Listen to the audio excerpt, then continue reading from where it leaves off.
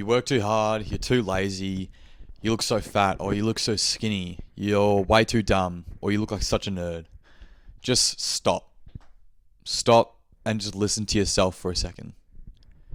If this wasn't you and you heard someone else talking to you like this, or someone else was talking behind your back like this, you would ditch them in a fucking heartbeat. Like, you're gone. You got the boot straight away. They would not be your mate ever again.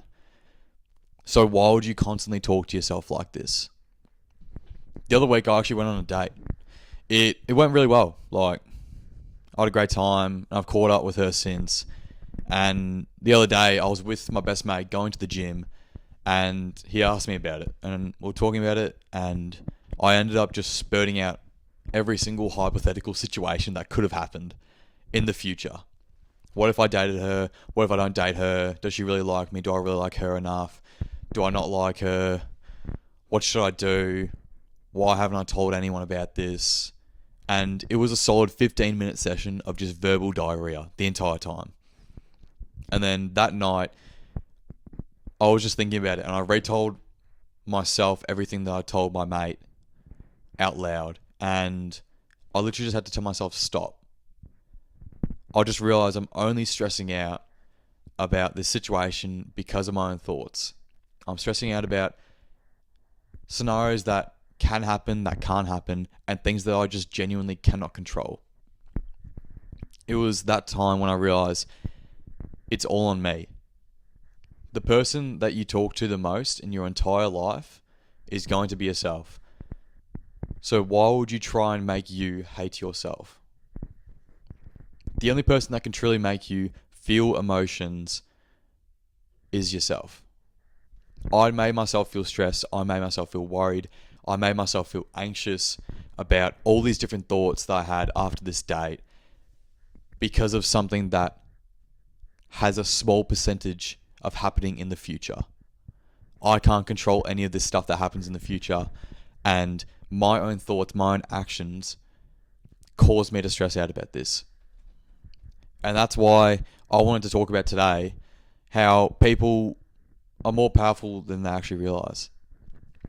So, an exercise that I've done before to show you guys how this is the case is just right now, sit down and listen and think of a memory in the past that happened to you that made you feel really angry, like at the time. And then I want you to relive that moment. So right now, you're in that moment, probably having an argument with someone, and you're probably getting a tight feeling in your stomach, and you're starting to get a little bit agitated. Right there, what you're doing right now shows you how powerful your mind actually is. So if you can make yourself feel angry or agitated so quickly from a past memory that you cannot stop, you cannot change, imagine how quickly you can make yourself happy and calm. I think that the power of people's minds and body goes swept on the rug a lot. And even for myself, I still have no idea the capabilities that my mind has over myself to be able to control myself. One exercise that I did that really put this into perspective for myself not that long ago, I was going through a little rough time. Everyone gets a little bit sad every now and then, and as most people do, they sit on their phone and doom scroll for a fair while, and that's what I was doing. And I went across an Instagram reel of these guys on a podcast, and he said, if you're going through a rough time and you're just constantly hating on yourself all the time, try this. And so if you're honest enough with yourself, what I want you to do is write down every single hardship that you've been through in your entire life, whether that's losing a loved one, battling depression, thoughts of suicide, getting dumped, choosing to not be with someone, or choosing to befriend one of your mates because they've been treating you wrongly and having to go through that hard time of not being able to talk to them, or even just going through sports injuries. Write every single thing down. And this is a very daunting exercise. It took me ages to be able to have the courage and do it for myself because my ego was too big and I was too arrogant for it.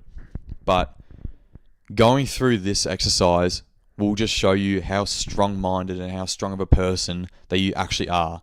To still be here today, despite going through all those hardships, you should be proud of yourself. And it's hard to say that to yourself because everyone always has high standards for them to be a better person, to be the best person that they can be. And it's hard to tell yourself, you've done well. Or I'm proud of me. I'm happy that I've done this. Because a lot of people, sadly, in this world can't go through that. A lot of people commit suicide because of their hardships that they have to go through. People can't handle it. People can't handle going through adversity and being resilient and trying to get back up and keep going on with their life. Some people end it so early because they can't handle it. But you have been able to go through those hardships. And when you've written those down, read them out loud to yourself. Remind yourself of all these battles that you've had to go through, all these mental battles, physical battles that you've had to go through. And it will just remind you of how strong-minded you actually are. The first part of realizing how powerful your mind actually is and how able you are is to prove it to yourself. And having this realization can prove to yourself that you're resilient, you're able to overcome adversity, and you're relatively strong-minded in your own subjective standard. The next part of you being able to develop your mental strength is, which in my opinion is one of the hardest character traits to come by, and that's being accountable. Accepting things for what they are. So in my experience, not even that long ago, the other day, I was at the gym with my mates and we were just working out, like whatever, hitting legs, and in between one of my sets, my mate said to me, "Mate, just quietly, you're like the biggest snitch." And I looked at him confused because I ain't no fucking snitch. And so I asked him, like, how am I a snitch? And so backstory for this, at most footy clubs, like AFL footy clubs, they have these things called fines. So you send in a photo or a video into like to someone who controls it, and depending on the severity of, not severity, but depending on how outrageous or how funny the clip or video is, that person will be fined a certain amount of money. Say someone vomits on the dance floor on a night out, that's $5, and then that all goes to social events at the club.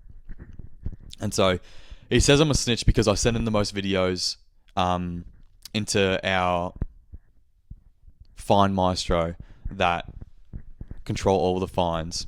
And at the time I was in complete denial because I just said like it's part of the club, like it's funny. Which objectively the videos that I send in, they are funny. But at that moment I couldn't accept it because I was acting out of emotion instead of out of logic. And so I couldn't accept it. And I don't want to be a snitch. And I don't think anyone wants to be seen as a snitch. And so after sleeping on that, I then realized, okay, maybe that stuff I did was snitchy. It was snitch activity. And I had to accept that. And I had to take it on the chest. But now that I've taken it onto the chest, pause. Now that I've accepted it, I'm not going to do that again. Because that's not the type of person I want to be. Maybe send in a video once or twice, but I've sent in like 8 videos. It's actually pretty bad. But I've accepted it. I don't want to hang around people that talk behind my back. I don't want to hang around people that constantly bring me down. So why would I do that to other people? Because that's what these videos have probably done. And that's the hard first step that people need to take to be able to display control over themselves. And I had to take that step. I had to accept it to myself. And I had to take on the chest that what I did was snitch activity. Okay, let's not do that again. To be accountable, you have to justify your actions and be responsible for your actions. This doesn't mean you always have to explain why you did the wrong thing or what came over you or what even happened, but just accept that you did it. Yeah, I fucked up. Okay, that's my bad. I'm not going to do it again.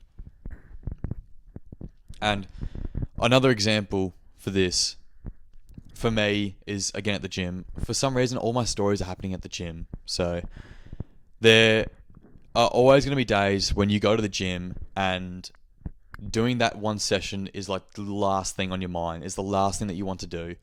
It's 6 o'clock at night. Oh, it's getting dark. Oh, I'm kind of hungry. I want to wait for dinner. Oh, I just want to have a little scroll. I'll watch 2 more videos and then I'll go. If you really wanted to be better, physically, mentally, whatever the case is, going to the gym in those times where you really just can't be bothered is going to do more good for you than a day where you wake up early, you feel amazing, you're caffeinated, you've eaten good food, you go to the gym, get a huge pump, hit some PRs, and feel great after you're done. Because the mental progress that you're going to get from going to the gym when you're tired and you can't be stuffed is going to continue and help you completing sessions later on in your gym journey for when you feel like shit and you really can't be bothered. Whenever I have days like this where I really just can't be bothered and I really don't want to go, I always think about bodybuilders go through prep where they eat so little food and get to such a low body fat where they literally have zero energy and they're surviving straight off discipline.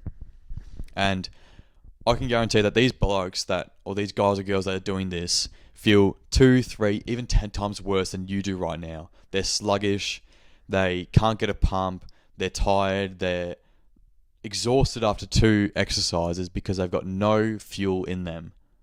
And they would feel way worse than you do in that session. But when you get through that session, I always think, fuck, there's people out there that don't have access to a gym, that don't have any food, and there's people that would die to be able to go to the gym in my scenario. And so when you think about those little things, it pushes you that little bit further to be able to finish at the gym session and then do it again. Those actions are completely on you. All of those things that you do are on you. Your actions are on you. Your emotional reaction to something bad happening to you, that is on you. So you just have to accept it. Accept things for what they are. No, you can't change it. It's now in the past. You can't go back in time. You can't go forward in time. You have to act how you are now in this present moment. So how are you going to respond to it?